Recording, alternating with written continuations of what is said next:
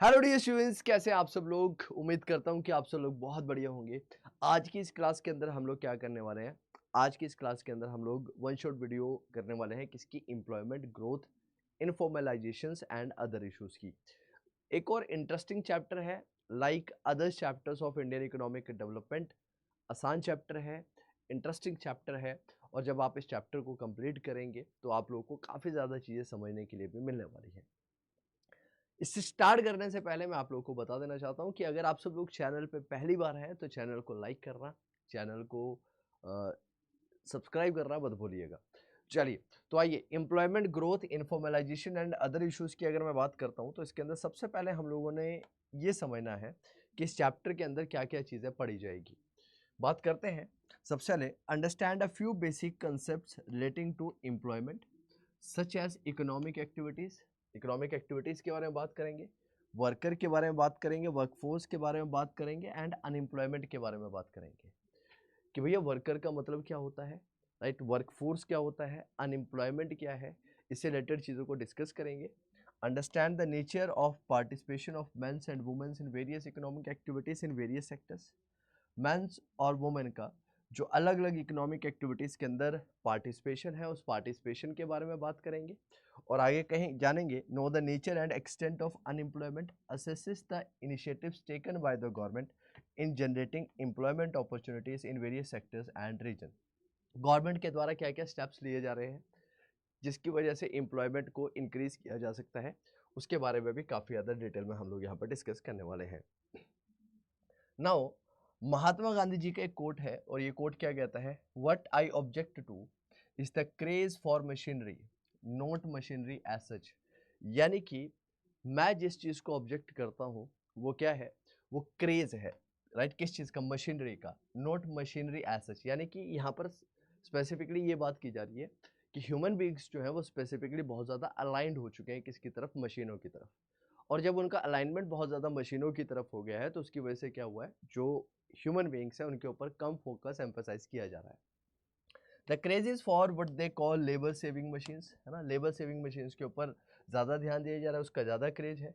Man go on savings labour till thousands are without work and thrown on to the open street to die for starvations, right? Man यानी कि human beings तब तक मशीनों को use करते हैं तब तक जब तक आप उनको भूखा मरने के लिए नहीं छोड़ देते हैं ज़मीनों के ऊपर, राइट। तो यहाँ पर ये पॉइंट यहाँ पर बोला गया है। अब ये तो था यहाँ पर एक बेसिक सा कोट, लेकिन अब स्टार्ट करेंगे इंट्रोडक्शन के साथ में, राइट। इंट्रोडक्शन क्या कहता है उसके बारे में डिस्कशन करते हैं। So people do a variety of work. Some works on farms, in factories, bank, shops and many other workplaces. लोग अलग अलग जगह पर काम करते हैं। आप लोगों ने लोगों को अलग अलग जगह पर काम करते हुए देखा होगा। कई फील्ड्स के ऊपर काम करते हैं, कई शॉप्स के ऊपर काम करते हैं, कई अलग अलग वेरियस एक्टिविटीज को परफॉर्म करते हैं, right.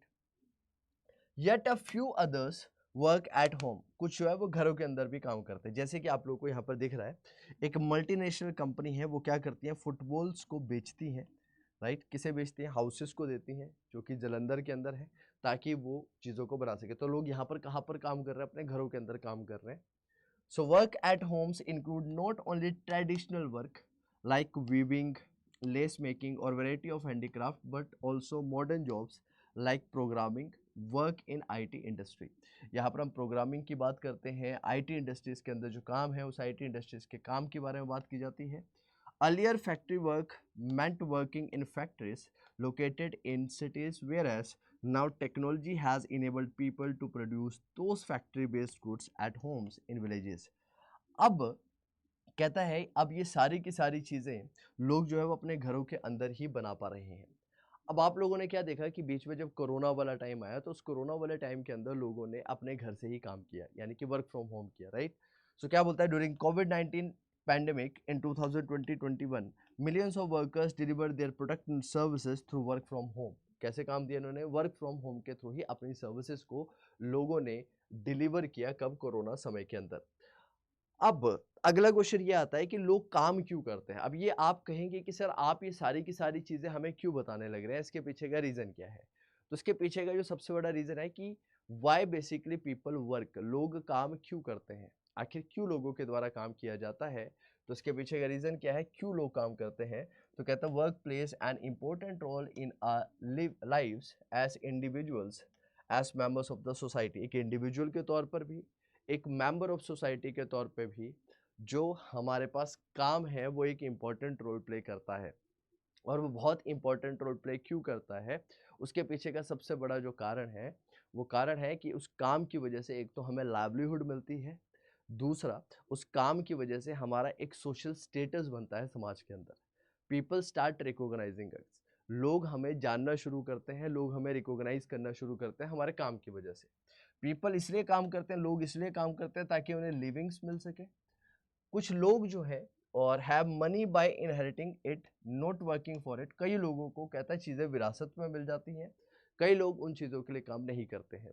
But this does not completely satisfy anybody, वो किसी को भी सेटिस्फाई नहीं करता है।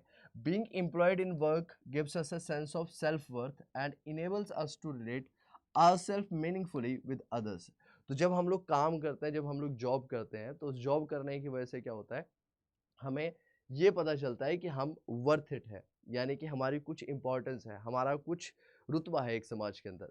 लेकिन कहता है कई लोगों को ये चीज़ें विरासत में मिल जाती है, तो जिन लोगों को ये चीज़ें विरासत में मिलती है, राइट, उनके पास ये चीज़ें डिफाइन करने का मौका ही नहीं है कि भाई वो किस प्रकार के व्यक्ति है, या फिर उनको तो सारी की सारी चीज़ें इनहेरिटेड मिली है, विरासत में मिली है, तो उनका नाम उतना नहीं है।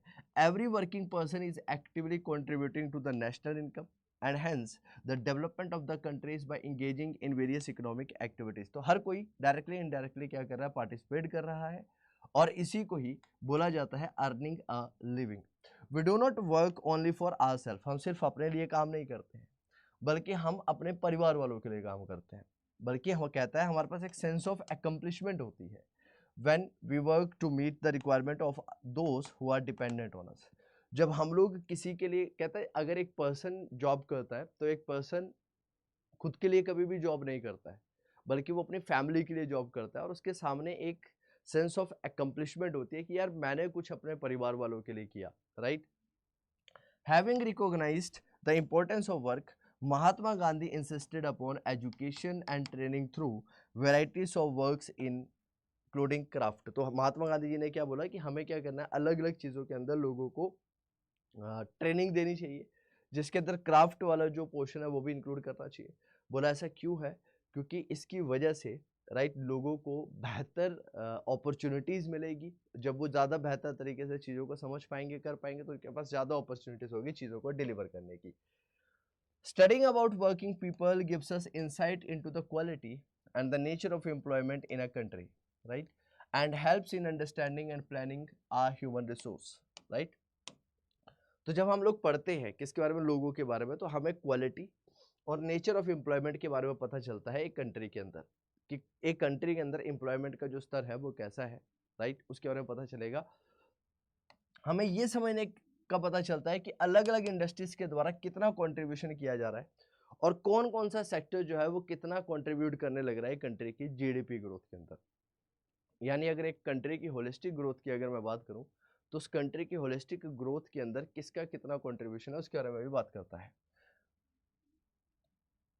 And sectors toward nation income, it also helps to address many social issues such as exploitation of marginalized sections of the society, child labors, etc. तो जब आप इन सारी चीज़ों के बारे में डिटेल में पढ़ते हैं तो आपको समाज के अंदर जो भी चीज़ें घटित हो रही हैं उन चीज़ों के बारे में काफ़ी ज़्यादा डिटेल में यहाँ पर पता चल जाता है, आप उनके बारे में काफ़ी ज़्यादा अच्छी तरह से नॉलेज ले पाते हैं। अब क्वेश्चन ये आता है workers and employment. Next topic ये है वर्कर्स एंड एम्प्लॉयमेंट। वर्कर्स कौन होते हैं और एम्प्लॉयमेंट का मतलब क्या है, what does basically workers means, और एम्प्लॉयमेंट का मतलब क्या होता है। तो देखो यार, जब मैं एम्प्लॉयमेंट की बात करता हूँ तो एम्प्लॉयमेंट का मतलब है that in what sector we are basically working on, कौन से सेक्टर के अंदर हम लोग काम करने लग रहे हैं। क्या हम लोग सैलरीड पर्सन है, क्या हम लोग बिजनेस पर्सन है, बिजनेस करते हैं, सैलरीज में हायर्ड है, कैसे है। व्हाट इज एम्प्लॉयमेंट, अगला क्वेश्चन राइज होता है कि एम्प्लॉयमेंट का मतलब क्या होता है, एक वर्कर कौन होता है, राइट। तो क्या कहता है, when a farmer works on field he or she produces food grains and raw material for industries। तो जब एक व्यक्ति, जब एक फार्मर जो है वो काम करता है फील्ड्स के अंदर, है ना, तो वो क्या करता है, वो फूड ग्रेन्स को प्रोड्यूस करता है रॉ मटेरियल के तौर पर, और वो रॉ मटेरियल किसके द्वारा यूज किया जाता है, इंडस्ट्रीज के द्वारा यूज किया जाता है। कॉटन जो है वो क्लॉथ के तौर पर बन जाता है कहाँ पर, टेक्सटाइल मिल्स के अंदर, and power looms, right. Lorries transport goods from one place to another, lorries जो है एक जगह से दूसरी जगह सामान को ट्रांसफर करती है। We know that the total money value of all such final goods and services produce in the country in a year is called its gross domestic product for that years. तो जो भी चीज़ें एक country के अंदर produce होती हैं या फिर प्रोड्यूस की जाती हैं तो उसको जीडीपी बोला जाता है, ग्रोस डोमेस्टिक प्रोडक्ट बोला जाता है, और हम लोग ये चीज़ें बहुत अच्छी तरह से जानते हैं।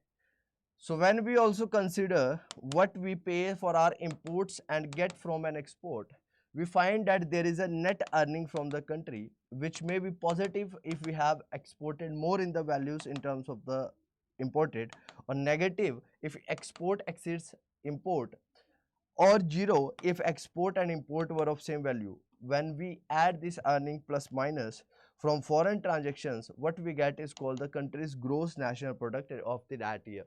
तो ये सारी चीज़ें हम लोग नेशनल इनकम के अंदर काफ़ी ज़्यादा डिटेल में ऑलरेडी पढ़ चुके हैं।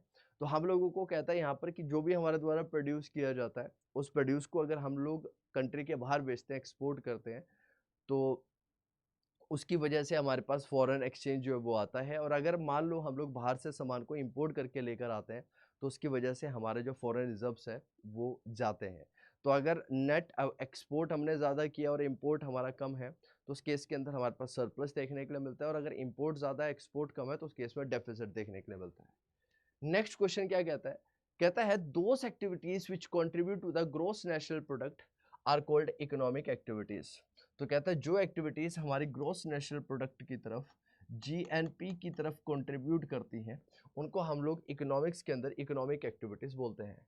All those who are engaged in economic activities in whatever capacities high और लो, कोई भी किसी भी प्रकार से जब कंट्रीब्यूट करने लग रहा है कि इकोनॉमी के अंदर, चाहे वो ज़्यादा उसका कंट्रीब्यूशन है या फिर कम कंट्रीब्यूशन है, जैसे कि वर्कर्स है, वर्कर्स के अंदर एक हाई क्लास वर्कर भी आता है, एक वैसे वर्कर्स भी आते हैं जो खेतों के अंदर काम कर रहे हैं, एक ऐसे जो आईटी सेक्टर्स के अंदर काम कर रहे हैं, तो हर किसी को इसके अंदर इंक्लूड किया जाता है, राइट। तो क्योंकि कंट्रीब्यूशन हर किसी के द्वारा किया जा रहा है तो जो जो कंट्रीब्यूशन करेंगे उनको इंक्लूड किया जाएगा।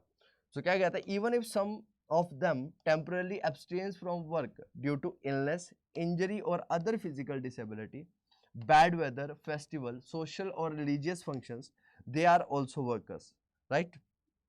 हर एक व्यक्ति कहता है चाहे वो काम कर रहा है या नहीं कर रहा है उससे फर्क नहीं पड़ता, हर एक व्यक्ति जो है एक वर्कर्स के समान है। Workers also include all those who help the main workers in their activities. तो मेन काम को प्रमोट करने के लिए, मेन काम को करने के लिए जो आपको हेल्प करे वो भी वर्कर्स की कैटेगरी के अंदर है। We generally think of only those who are paid by an employer for their work as workers. हम क्या कहते हैं कि वर्कर कौन है, जिसको हायर किया गया है ना, और जो क्या करता है, पे करता है, जो हायर्ड है, राइट, और जिसको पेमेंट होती है वही वर्कर्स है। नहीं, जो हेल्प कर रहे हैं वो भी एक वर्कर है। This is not so, those who are self employed are also workers. Self employed person जो है वो भी वर्कर्स हैं। ऐसा नहीं है कहता वर्कर्स की कैटेगरी के अंदर हम उन्हीं को ही रखेंगे या फिर उसी को ही वर्कर्स बोलने वाले हैं, जिनको कि कोई हायर करता है वही वर्कर है, नहीं भैया। तो सेल्फ जो एम्प्लॉयड है उन्हें क्या बोला जाएगा, उनको भी वर्कर्स की कैटेगरी के अंदर रखा जाता है या फिर उन्हें भी वर्कर्स ही बोला जाता है। The nature of employment in India is multifaceted, some get employment throughout the year, right. अगर इंडिया के अंदर एम्प्लॉयमेंट की अगर मैं बात करता हूँ तो इंडिया के अंदर मल्टीफैसेटेड चीज़ें हैं। कईयों को रोजगार जो है वो पूरे साल भर मिलता है और कईयों को एम्प्लॉयमेंट जो है वो कुछ महीनों के लिए मिलती है ना। कई पूरा साल भर काम करते हैं, कई कुछ महीने काम करते हैं। सो कहता है many workers do not gate fair wages for their work. बहुत सारे वर्कर्स ऐसे हैं जिनको फेयर वेजेस नहीं मिलती उनके काम की, यानी कि उनको मिलना चाहिए था 500 रुपये लेकिन मिल रहा है 400 रुपये, है ना। फेयर वर्क पेमेंट नहीं है। While estimating the numbers of workers, all those who are engaged in economic activities are included as employed। तो जो भी इकोनॉमिक एक्टिविटीज के अंदर कंट्रीब्यूट कर रहा है वो एम्प्लॉयड है। You might be interested in knowing the numbers of people actively engaged in various economic activities. तो आपको यहाँ पर ये जानने के लिए मिलेगा कि लोग किस हिसाब से एक्टिवली इंगेज्ड है इकोनॉमिक एक्टिविटीज के अंदर। 17-18 की अगर मैं बात करता हूँ तो इंडिया के अंदर 471 मिलियन स्ट्रॉन्ग वर्कफोर्स थी, 471 मिलियन वर्कफोर्स थी। मेजोरिटी ऑफ जो लोग थे वो रूरल एरिया के अंदर रहते थे। कहाँ पर रहते थे? रूरल एरियाज के अंदर रहते थे। Proportion of workforce residing there is higher, right. Rural areas के अंदर रहते थे और रूरल एरियाज के अंदर लोग जो है वो ज़्यादा हायर थे। The rural worker constitute about 2/3 of this 471 million. Man forms the majority of the workforce. तो ज़्यादा के जो काम करते थे वो मेल काउंटर पार्ट था। 77% वर्कर्स जो थे वो मेन थे और रेस्ट जो थी वो वुमेन्स थी, जिसके अंदर चाइल्ड लेबर्स और इन सबको भी इंक्लूड किया जाता था। Women workers account for 1/4 of the rural workforce, whereas in urban areas they are just 1/5 of the workforce. Women carry out works like cooking, fetching water and fuel foods and participate in the farm labor. They are not paid wages in cash or in the forms of grains. At times they are not paid at all. For this reason, these women are not categorized as workers. ये देखो कहता है यार, कई बार यहाँ पर simple सा question आपसे ये पूछना चाह रहा है कि कई बार हम लोग बात करते हैं फीमेल काउंटर पार्ट्स की, जैसे कि हमारी मदर्स है, वो घर के अंदर पूरा दिन भर काम करती रहती हैं, है ना, but they are not paid. उनको पैसे नहीं मिलते हैं। जैसे कि माता जी हैं, पूरा दिन भर काम करेंगे, लेकिन पूरे दिन भर काम करने के बाद भी they are not paid, so they are not considered at workers. तो हम लोग उन्हें वर्कर के तौर पर कंसिडर नहीं करते हैं। तो बोलता है ये गलत बात है, हमें ऐसा नहीं करना चाहिए, उन्हें भी हमें वर्कर्स के तौर पर ही कंसिडर करना चाहिए। किसके तौर पर कंसिडर करना चाहिए? वर्कर्स के तौर पर ही हम उन्हें कंसिडर करें तो ज़्यादा बेहतर है। बोला उन्हें वर्कर्स के तौर पर क्यों कंसिडर किया जाना चाहिए सर? क्या रीज़न है इसके पीछे का? क्या सबसे बड़ा कारण है कि इनको वर्कर्स के तौर पर कंसिडर किया जाए? कहता पूरा दिन भर काम तो ये भी कर रहे हैं, बेशक हम उनके काम को मॉनेटरी सेंस में वेरीफाई नहीं कर पा रहे हैं, वो बात अलग है, लेकिन कहता है ये गलत बात है, उनको भी कंसिडर करना चाहिए। तो इकोनॉमिक्स कई बार आर्ग्यू करते हैं कि भैया इन्हें क्या वर्कर्स नहीं कहना चाहिए हमें? क्या ये वर्कर्स नहीं है? Yes indeed they are workers and they should be categorized as worker. तो ये वर्कर ही है और हमें इन्हें वर्कर्स के तौर पर कैटेगराइज करना चाहिए। Now participation of the people in employment, लोगों का योगदान किसके अंदर? एम्प्लॉयमेंट के अंदर, right. We will be talking about the participation of the people in employment, लोगों का क्या योगदान है एम्प्लॉयमेंट के अंदर। नाउ वर्कर्स पॉपुलेशन रेशियो से हमें पता चलता है कि लोगों का पार्टिसिपेशन कितना है। तो workers population ratio is an indicator which is used for analysing the employment situation in the country. तो एक कंट्री के अंदर एम्प्लॉयमेंट सिचुएशन को एनालाइज करने के लिए वर्कर्स पॉपुलेशन रेशियो का यूज किया जाता है।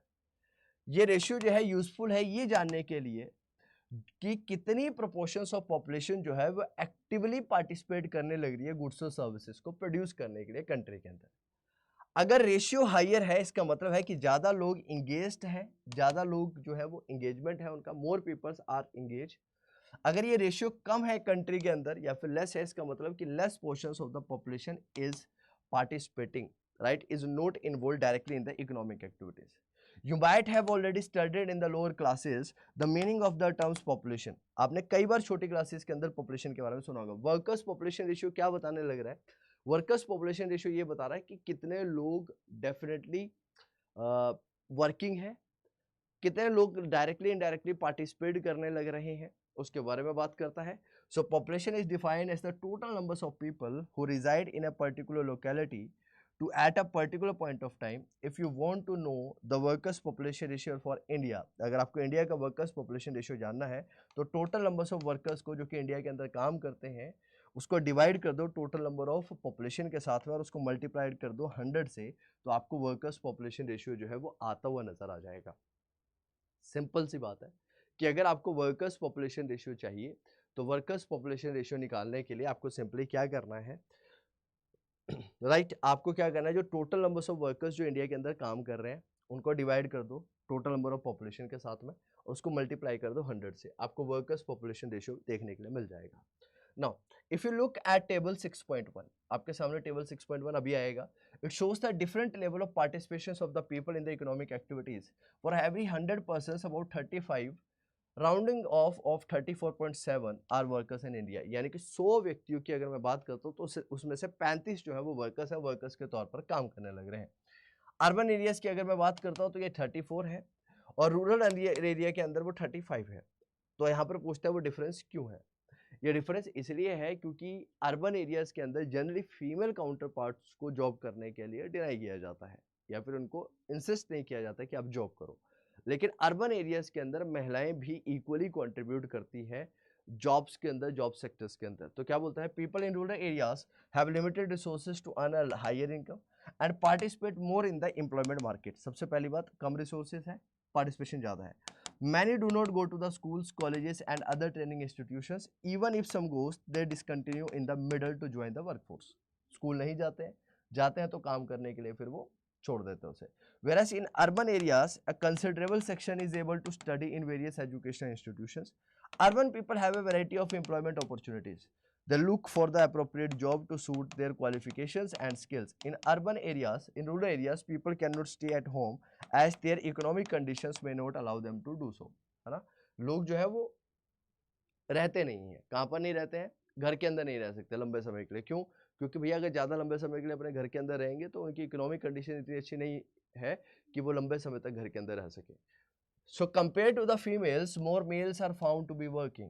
फीमेल के काउंटर पार्ट के बजाय अगर मैं देखता हूँ तो फीमेल काउंटर पार्ट जो है वो ज़्यादा काम करते हैं, और ये पार्टिसिपेशन रेट जो है ये बहुत ज़्यादा हाई है अर्बन एरियाज़ के अंदर, जहाँ पर 100 अर्बन फीमेल्स के अगेंस्ट में 14 जो है वो इकोनॉमिक एक्टिविटीज़ कर रही हैं, जबकि रूरल एरियाज़ के अंदर 18 पार्टिसिपेट करती हैं एम्प्लॉयमेंट के अंदर।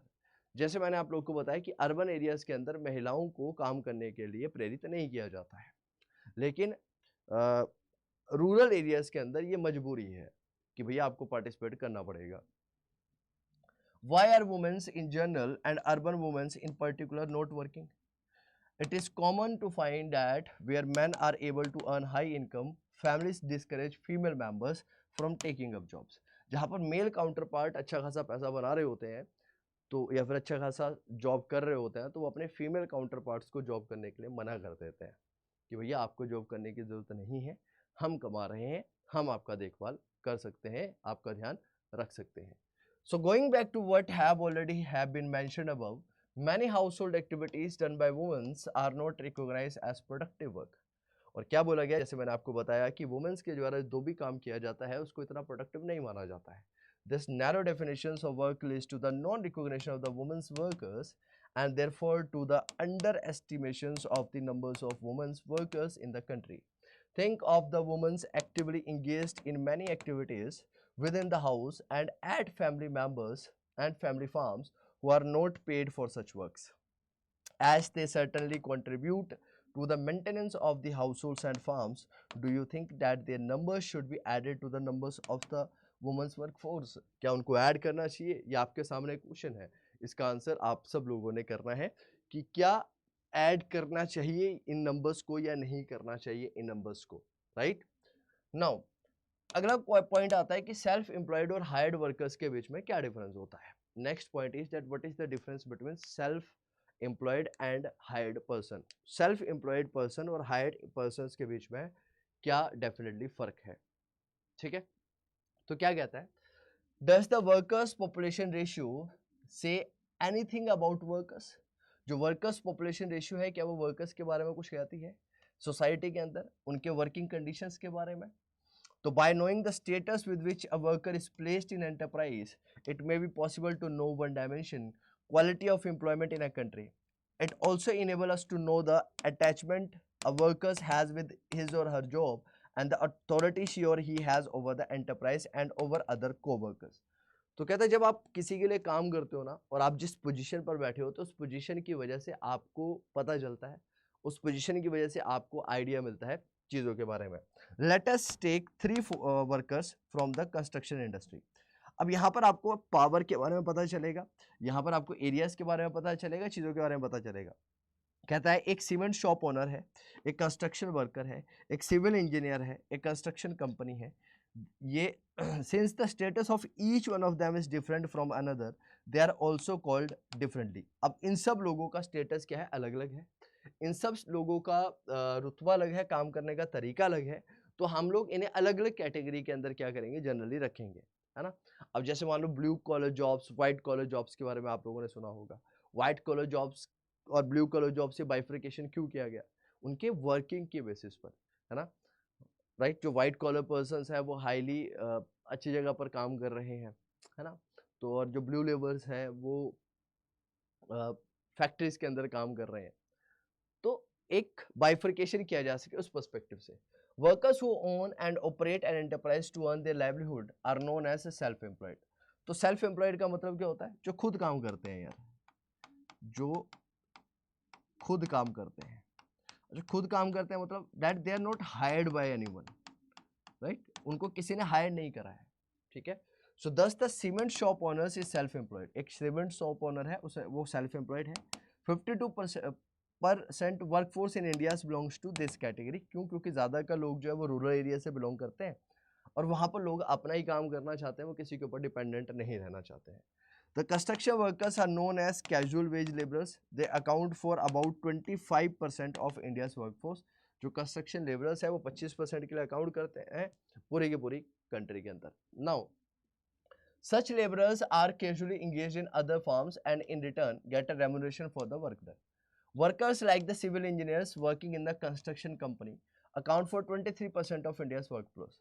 तो 23% लोग जो है वो काम कर रहे हैं किसके अंदर? कंस्ट्रक्शन कंपनी के तौर पर। जब एक वर्कर इंगेज होता है, right, someone or an enterprise and paid his or her wages on a regular basis, they are known as regular salaried employed. तो क्या बोलते हैं हम लोगों ने? जब वो किसी के पास काम करता है, यानी कि आपको एक एम्प्लॉयर एम्प्लॉय रिलेशनशिप अगर देखने के लिए मिलता है, अगर आपको एक एम्प्लॉयर एम्प्लॉय रिलेशनशिप देखने के लिए मिलता है, तो उस केस के अंदर, राइट, उस केस के अंदर आपको देखने के लिए मिलता है क्या? आप लोग को देखने के लिए मिलता है सैलरी, राइट? सैलरीड पर्सन होते हैं, एम्प्लॉयड होते हैं, वहां पर एम्प्लॉयमेंट देखने के लिए मिलता है आपको, ठीक है? Look at chart 6.1, you will notice that self employment is a major source of livelihood for man and women as this category account for more than 50%। तो ज्यादातर लोग जो है कैसे काम करते हैं? सेल्फ एम्प्लॉयड के तौर पर काम करना चाहते हैं। ये रूरल एरियाज की बात किया है तो रूरल एरियाज के अंदर 58% है, यहाँ पर 38% है, यहाँ पर 15% है और 47% है। रेगुलर सैलरीड पर्सन जो है यहाँ पर आप लोग देखेंगे तो रेगुलर सैलरीड पर्सन के कैटेगरी में 13% लोग हैं, अर्बन के अंदर 47 है, कैजुअल वेज लेबरर्स के तौर पर जो है वो आप लोग को देखने को मिलेंगे 15%, ठीक है? ये वेरिएशंस रूरल एरियाज के अंदर आपको ज्यादा देखने के लिए मिलेगा, ठीक है? तो क्या कहता है? Casual wage workers is the second major source for both man and women, a little more so for the latter, 24 to 27%. When it comes to regular salaried employment, both women and men are found to be engaged in greater proportions. Men forms 23%, whereas women forms 21%. The gap between men and women is very less, right? Female और mail counterpart के बीच में ये जो gap है ये बहुत ज़्यादा कम है. So when we compare the distribution of workforce in rural and urban areas, you will notice that the self-employed and casual wage laborers are found more in rural areas. तो सेल्फ एम्प्लॉयड लोग और casual wage labourers जो है वो आपको ज्यादा देखने के लिए मिलेंगे कहां पर? रूरल एरियाज के अंदर. ऐसा क्यों है? In the latter, both self-employment and regular wage salaried jobs are greater. In the former, since majority of these depending upon farmings on plots of lands and cultivated independently, the share of self-employed is greater. The nature of work in urban areas is different. Obviously, everyone cannot work in factories, shops and offices of the various types. Moreover, enterprises in urban areas require more on regular basis. So, employment informs factories and offices. Employment और कहाँ कहाँ पर देखने के लिए मिल सकती है? Forms के अंदर, फैक्ट्रीज के अंदर, ऑफिसेज के अंदर एम्प्लॉयमेंट होती है, मैंने आपको ऑलरेडी बताया. तो क्या कहता है? अगर मैं इकोनॉमिक डेवलपमेंट की बात करता हूँ तो लेबर फ्लो जो है वो एग्रीकल्चर के अंदर और रिलेटेड एक्टिविटीज के अंदर भी हम लोगों को देखने के लिए मिलता है. अगर मैं यहाँ पर बात करता हूँ तो वर्कर्स माइग्रेट करते हैं रूरल एरिया से अर्बन एरियाज के अंदर, जिसको कैपिटल फॉर्मेशन बोला जाता है, right? The industry sectors began to lose its shares of the total employment as the service sector enters a period of rapid expansion. Service sector के अंदर expansion अच्छा खासा देखा गया, जिसकी वजह से एग्रीकल्चर सेक्टर का कंट्रीब्यूशन कम हुआ. ये शिफ्ट जो है इसको अंडरस्टैंड किया जा सकता है टोटल डिस्ट्रीब्यूशन ऑफ वर्कफोर्स से, वर्कफोर्स बाय इंडस्ट्री से. हम लोग पूरी की पूरी इकोनॉमिक एक्टिविटीज को जो है वो 8 इंडस्ट्रीज के अंदर क्या करते हैं? डिफरेंट इंडस्ट्रीज के अंदर क्या करते हैं? बाइफरकेट करते हैं. 8 इंडस्ट्रीज के अंदर हम लोग सेग्रीगेट करते हैं. जैसे कि एग्रीकल्चर इंडस्ट्रीज आती है, माइनिंग एंड क्वेरिंग इंडस्ट्रीज आती है, मैन्युफैक्चरिंग एक्टिविटीज है, इलेक्ट्रिसिटीज है, गैस एंड वाटर सप्लाई है, कंस्ट्रक्शन एक्टिविटीज हमारे पास, ट्रेड है और ट्रांसपोर्ट है, स्टोरेज है. हम पूरी की पूरी इंडस्ट्रीज को 8 कैटेगरीज के अंदर बांट सकते हैं और यहाँ से पेपर में क्वेश्चन पूछा जा सकता है. और 8 में आती है सर्विसेज. सिंप्लीफिकेशन के लिए हम लोग इनको डिवीजन के बेसिस पर कुछ को 3 कैटेगरी के अंदर ओवरऑल इनको बांटा जा सकता है। एक प्राइमरी सेक्टर जिसके अंदर इंक्लूड की जाती है पहली, दूसरी, और दूसरा सेकेंडरी एक्टिविटी जिसके अंदर तीसरी, चौथी, पांचवी को इंक्लूड किया जाता है, और सी सर्विस सेक्टर जिसके अंदर हम छठी, सातवीं और आठवीं को इंक्लूड करते हैं। राइट। प्राइमरी सेक्टर का मेन सोर्स ऑफ एम्प्लॉयमेंट क्या है, मेजोरिटी ऑफ वर्क क्या है, उसके बारे में बात करेंगे, उसके बारे में यहाँ पर चर्चा होगी। इंडिया के अंदर अगर बात की जाए तो सेकेंडरी सेक्टर एम्प्लॉयमेंट देता है 24%, राइट। 31% वर्कफोर्स जो है वो सर्विस सेक्टर के अंदर इंगेज्ड है, rest are engaged in the agriculture sector, right. 60% of the workforce in rural India depends upon the agriculture, forestry and fishing. 20% of the rural workers are working in manufacturing industries, construction and other industrial activities. Service sector provide करता है employment 20% लोगों को rural areas के अंदर। Agriculture जो है वो major source of employment है अर्बन एरियाज के अंदर, जहां पर जनरली रूरल एरियाज के अंदर, जहां पर जनरली अर्बन एरियाज के अंदर लोग ज्यादातर सर्विस सेक्टर्स के अंदर आपको इंगेज होते हुए नजर आते हैं, या फिर सर्विस सेक्टर के अंदर इंगेजमेंट इनका ज्यादा है। दोनों मैन और वुमेन्स जो है वो कंसंट्रेट करते हैं प्राइमरी सेक्टर्स के अंदर। वुमेन वर्कर्स जो है वो बहुत ज़्यादा हाई है अर्बन एरियाज के अंदर। 57% फीमेल वर्कफोर्स जो है वो एम्प्लॉय करती है कहाँ पर, प्राइमरी सेक्टर्स के अंदर, जहाँ पर half of the male workers जो है वो सेक्टर्स के अंदर क्या है, डायरेक्टली इनडायरेक्टली इंगेज है। Now next point is growth and changing structure of the employment. Growth का मतलब क्या है और ये स्ट्रक्चर जो है वो over the period of time कैसे चेंज हो रहा है। अगर मैं चैप्टर 2 और 3 की बात करूं तो आपने ये पढ़ा होगा कि प्लानिंग स्ट्रेटेजी को बहुत ज्यादा डिटेल में जाना होगा। आपको समझ में आएगा कि दो डेवलपमेंट इंडिकेटर्स हमारे पास है, growth of employment and GDP. Near by employment के बेसिस पर और जीडीपी के बेसिस पर मैं ये बोल सकता हूँ कि ओवरऑल इकोनॉमी के अंदर ग्रोथ होने लग रही है या नहीं होने लग रही है, उसको जाना जा सकता है। 70 years of planned development have been aimed at expansions of economy throughout increase in the national output and employment.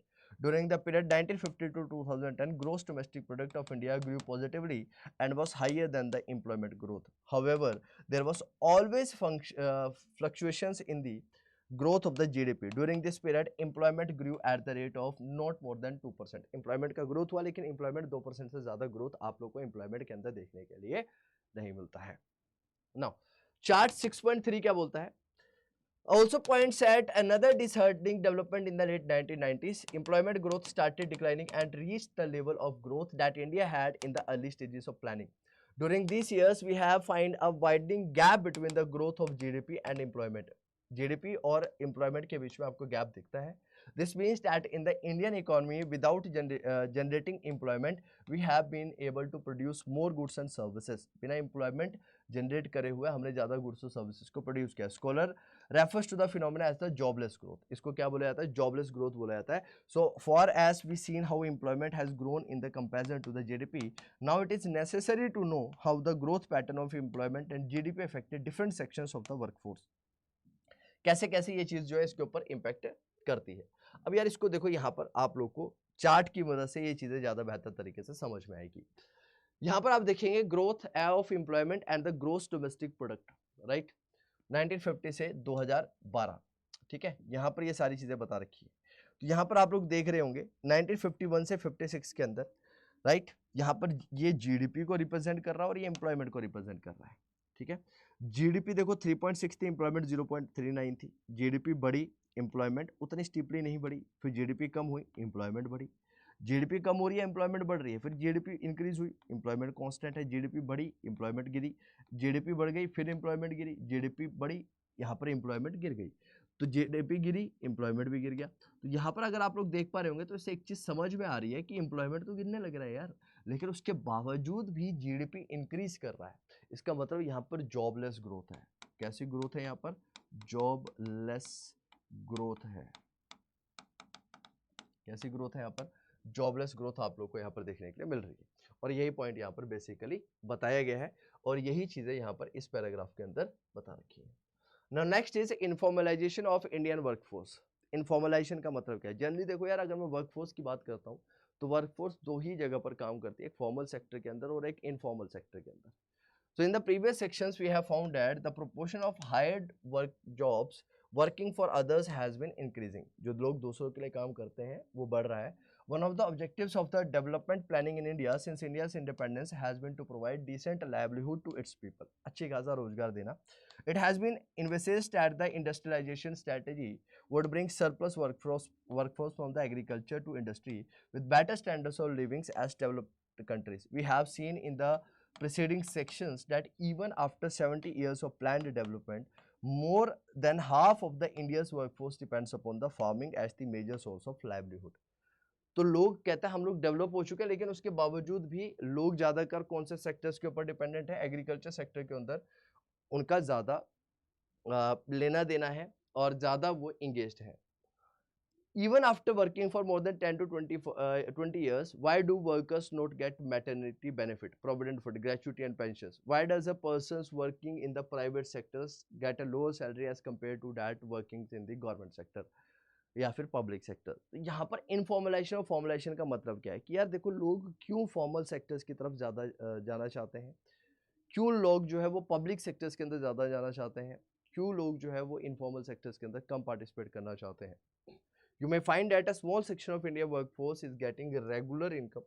The government, through its labor laws, enables them to protect their rights in the various ways. These sections of the workforce forms trade unions, bargains with employers for better wages and other social security measures. Who are they? To know this, we classify workforce into two categories. Workers को दो category के अंदर बांटा जाता है. Workers in formal and informal sectors, which are also referred to as organized and unorganized sectors. All the public sector establishments and those privately sector establishments which employs 10 hired workers or more are called formal sectors establishment. और जो 10 से ज़्यादा कम higher करते हैं उनको बोला जाता है फॉर्मल सेक्टर. तो 10 हायर्ड वर्कर्स विच एम्प्लॉयज 10 हायर्ड वर्कर्स और मोर आर कॉल्ड फॉर्मल सेक्टर, और जो उससे कम है उसे इनफॉर्मल सेक्टर के अंदर रखा जाता है. तो यार देखो अगर मुझे फॉर्मल सेक्टर को इनफॉर्मल सेक्टर से कंपेयर करना हो तो कैसे कंपेयर कर सकता हूँ कि फॉर्मल सेक्टर का मतलब है जहाँ पर 10 या फिर 10 से ज़्यादा लोग काम करने लग रहे हैं वो फॉर्मल सेक्टर, अगर उससे कम काम कर रहे हैं वो इनफॉर्मल सेक्टर है. राइट. सो दस informal sector include millions of farmers. Informal sector के अंदर कौन आता है? फार्मर्स आता है, एग्रीकल्चर लेबरर्स आते हैं, स्मॉल एंटरप्राइजेस आते हैं, वो एंटरप्राइजेस आती हैं जो सेल्फ एम्प्लॉयड है, राइट, जो किसी वर्कर्स को हायर नहीं करती हैं. इसके अंदर non farm casual wage labourers आते हैं जो कि एक एम्प्लॉयर के साथ काम करते हैं, दो मल्टीपल एम्प्लॉयर्स के साथ काम करते हैं. उन सबको इसी कैटेगरी के अंदर क्या किया जाता है? इंक्लूड किया जाता है, या फिर हम लोग इसी कैटेगरी के अंदर डालते हैं. राइट. फॉर्मल सेक्टर के अंदर अगर बात करूं तो क्या बोला जाता है? जो मेजर एम्प्लॉयर है फॉर्मल सेक्टर के अंदर इंडिया के अंदर 2012 के अंदर 30 मिलियन फॉर्मल सेक्टर के अंदर वर्कर काम कर रहे थे. 18 मिलियन वर्कर्स जो थे वो पब्लिक सेक्टर के अंदर काम थे, जो कि मेल काउंटर पार्ट यहाँ पर आपको ज़्यादा देखने के लिए मिलेगा और फीमेल काउंटर पार्ट आपको यहाँ पर कम देखने के लिए मिलेगा. जो फॉर्मल सेक्टर के अंदर जो काम करते हैं उनको सोशल बेनिफिट्स देखने के लिए मिलते हैं, जैसे कि उनकी ग्रेचुइटी, पीएफ, पेंशन, ऐसी ऐसी स्कीम्स आपको देखने के लिए मिलती है as compare to that of the informal sector. Right. जैसे जैसे इंडिया इकोनॉमी ग्रो करती है, ज़्यादातर वर्कर जो फॉर्मल सेक्टर की तरफ काम करना चाहते हैं और इनफॉर्मल सेक्टर से हटना चाहते हैं, या फिर इनफॉर्मल सेक्टर का रोल जैसे जैसे इकोनॉमी ग्रो करेगी कम होता चला जाएगा, फॉर्मल सेक्टर का रोल बढ़ता चला जाएगा. But what has happened in India? आपको इंडिया के अंदर कुछ और चीज़ें यहाँ पर देखने के लिए मिलने वाली है. 2011-12 के अंदर 473 मिलियन वर्कर्स थे इंडिया के अंदर, 30 मिलियन वर्कर्स फॉर्मल सेक्टर्स के अंदर थे.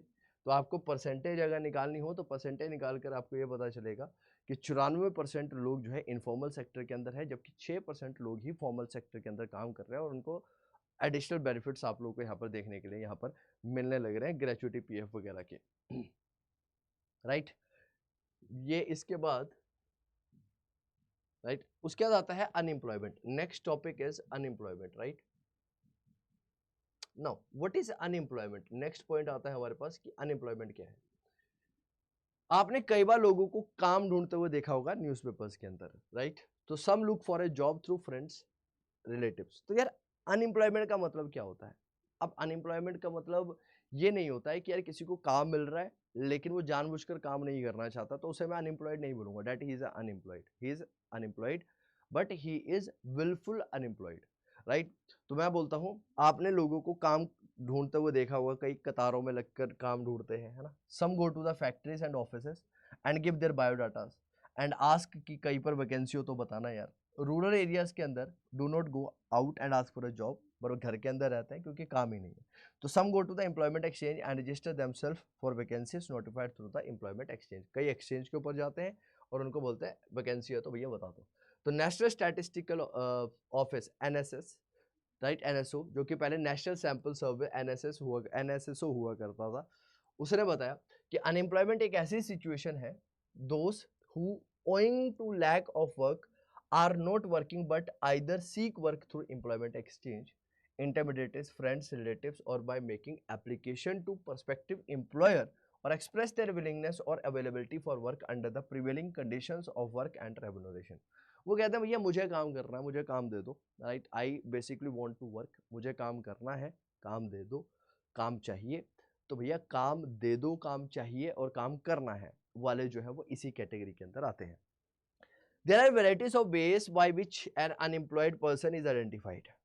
Economics define unemployment या फिर unemployed persons as one who is not able to get employment of even 1 hours in a day, right? पूरे दिन के अंदर आधे घंटे की भी उसको 1 घंटे की भी जॉब नहीं मिली तो उसको अनएम्प्लॉयड रखा जाता है। 3 सोर्सेज है अनएम्प्लॉयमेंट के, सेंसस ऑफ इंडिया है, स्टैटिस्टिकल ऑफिस रिपोर्ट है एम्प्लॉयमेंट एंड अंडर एम्प्लॉयमेंट के ऊपर, एनुअल रिपोर्ट है periodic labour force survey, directorate general of employment and training data of registrations जो कि एम्प्लॉयमेंट एक्सचेंज के पास है वो है। They provide different estimations of the unemployment, they do provide us with the attributes of the unemployments and varieties of unemployment prevailing in our country, right. हमारी country के अंदर किस किस प्रकार की अनएम्प्लॉयमेंट होती है। तो the situations describes in the first paragraphs of this section is called open unemployment. क्या बोला जाता है उसे? ओपन अनएम्प्लॉयमेंट बोला जाता है। Economics called unemployment prevailing in India forms as disguised unemployment. India के अंदर कहता है जनरली जो आपको देखने के लिए मिलती है खेतों के ऊपर या फिर एग्रीकल्चर सेक्टर के अंदर वो डिस्गाइज्ड अनएम्प्लॉयमेंट है, छुपी हुई बेरोजगारी आप लोग को वहां पर देखने के लिए ज्यादा मिलती है, राइट। यहाँ पर मेन बात यही है। फिर आपको सीजनल अनएम्प्लॉयमेंट देखने के लिए मिलती है, और सीजनल का मतलब क्या होता है? जो सीजन बेस्ड होती है। सीजन बेस्ड का मतलब क्या होता है? जैसे कि winter summer, right, season based unemployment है।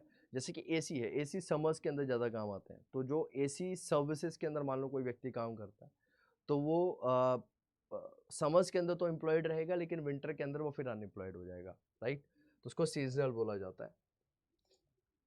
गवर्नमेंट और एम्प्लॉयमेंट जनरेशन, गवर्नमेंट क्या कर रही है एम्प्लॉयमेंट जनरेट करने के लिए? तो Mahatma Gandhi national rural employment programme लेकर आया गया था 2005 के अंदर, जो कि 100 डेज गारंटीड वेज एम्प्लॉयमेंट के बारे में बात करता है, राइट। और अगर आपको जॉब नहीं मिलती है तो आपको कम से कम क्या मिलता है? बेरोजगारी भत्ता मिल जाता है, जिसको कि आप लोग अनएम्प्लॉयमेंट अलाउंस बोलते हैं, राइट। तो ऐसे ऐसे कुछ स्कीम्स जो है वो भारत सरकार के द्वारा लेकर आई जा रही है। उन स्कीम्स के बारे में हम लोग काफ़ी ज़्यादा डिटेल में आगे चलकर डिस्कस करेंगे, एक सेपरेट वीडियो लेकर आऊँगा, उसके अंदर काफ़ी ज़्यादा डिटेल में उन स्कीम्स को भी डिस्कस किया जाएगा। अब कई बार आपके सामने ये क्वेश्चंस है, ये क्वेश्चंस इंपॉर्टेंट है, यहाँ से आपके पेपर्स के अंदर डायरेक्टली इनडायरेक्टली क्वेश्चंस बन सकते हैं, तो ये क्वेश्चन ज़रूर कर लीजिएगा, ठीक है। ये क्वेश्चन इंपॉर्टेंट है, ठीक है। इसी के साथ आपका ये वाला जो चैप्टर है ये खत्म होता है, कंप्लीट होता है। आप लोग को मैं बता देना चाहता हूँ कि यार अगर आप सब लोग तैयारी कर रहे हैं सीयूटी की या फिर सीयूटी ओरिएंटेड एग्जाम्स की या फिर बोर्ड्स की, तो आप सब लोग हमारे साथ जुड़ सकते हैं अपने एग्जाम्स को क्लियर करने के लिए। हमारे अपने एग्जाम को क्लियर करने के लिए और हमारे साथ जुड़ने के लिए आपको सिंपली क्या करना है? सिंपली ब्राउज़र को ओपन करना है, यहाँ पर Adobe 47 लिखना है। Adobe 47 लिखते ही आप लोग को Adobe 47 की एप्लीकेशन के ऊपर जाना है, यहाँ पर जाकर ऑल कोर्सेज के ऊपर क्लिक करना है, UG and PG entrance exams के ऊपर जाइएगा, सीयूटी यूजी के ऊपर जाइएगा, सीयूटी यूजी के अंदर सीयूटी कॉमर्स के अंदर जाइएगा। सीयूटी कॉमर्स के अंदर जाते ही आपको यहाँ पर डिफरेंट डिफरेंट बैचेस देखने के लिए मिलेंगे।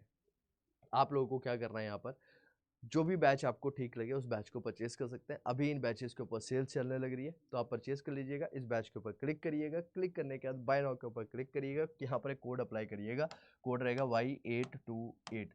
जैसे ही आप Y828 अप्लाई करते हैं तो आप लोगों को यहाँ पर मैक्सिमम डिस्काउंट मिल जाता है, और ये कोर्स अभी आपको मात्र 4,930 रुपये का देखने के लिए मिल रहा है, समर्थ 4.0 बैच। जी हाँ, समर्थ 4.0 बैच 4.930 रुपीज़ का देखने के लिए मिलने लग रहा है। आशा करता हूँ, उम्मीद करता हूँ कि ये चैप्टर आप लोगों को बहुत अच्छी तरह से समझ में आया होगा, और इसी तरह की वीडियो के लिए बने रहिए हमारे साथ। Till then take care and जय हिंद।